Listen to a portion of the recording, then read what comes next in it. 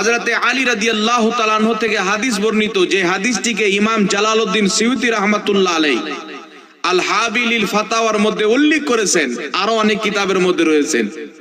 হযরতে আলী রাদিয়াল্লাহু তাআলা আনহু বলছেন, এই দুনিয়া কায়েম থাকবে না যদি এই দুনিয়াতে 7 জন মুমিনের চাইতে কমে যায় বা দুনিয়া মুমিন থেকে খালি হয়ে যায়।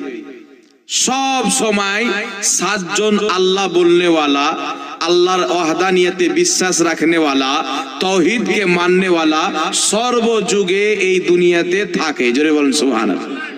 তো আমার আপনার নবী যখন দুনিয়াতে জন্মগ্রহণ করেন, ইমাম জালালউদ্দিন সিয়ুতি রাহমাতুল্লাহ আলাইহি, ইমাম বাইহাকি রাহমাতুল্লাহ আলাইহি সহ অনেক ইমামগণ লিখেছেন, ইমাম ইবনে কুদামা রাহমাতুল্লাহ আলাইহি, যে আমার আপনার নবী যখন আজ থেকে কমবেশ 1450 বছর পূর্বে